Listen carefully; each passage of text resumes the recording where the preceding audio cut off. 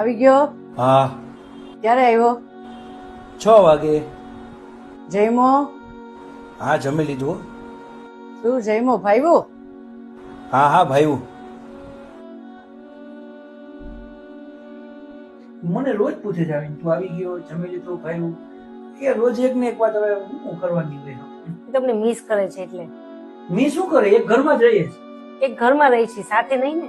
હા, મમ્મી મને ઘણી વાર કીધા કે તમે નાના હતા ને તો તમે એને બહુ હેરાન કરતા, બહુ બદમાશી કરતા.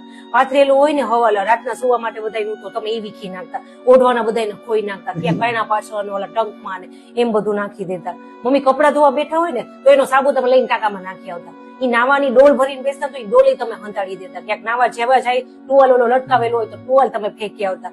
કેટલી રીતે તમે, અને મમ્મીને પેટ પકડીને તમે એને હસાવતા. અને જયારે મમ્મી બેઠા હોય ને તો તમે વાંકા ચોકા મોઢા કરી અને તમે એને હસાવતા.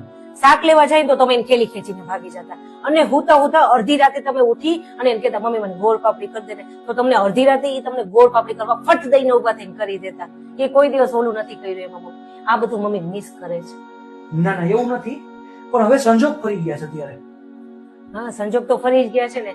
ત્યારે ઈ જેટલી ઉંમરના હતા ને, તમે અત્યારે ઈ ઉંમરના છો.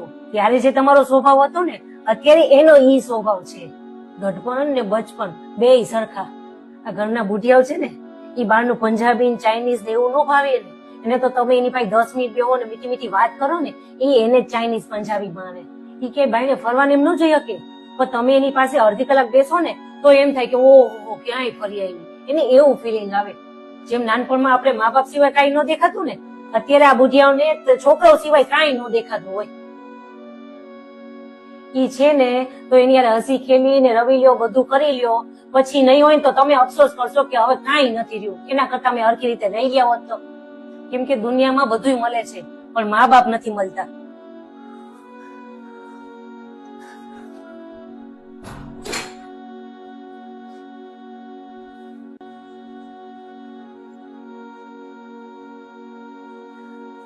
આજે જમવામાં મજા નહીં. કેમ? ખબર નહીં. પેલી ગોળ પાપડી કરી દઈશ પાછી પેલા. હા હા, હાલ બનાવી દઉં. સુંદર એકદમ સરસ બનાવી દઉં.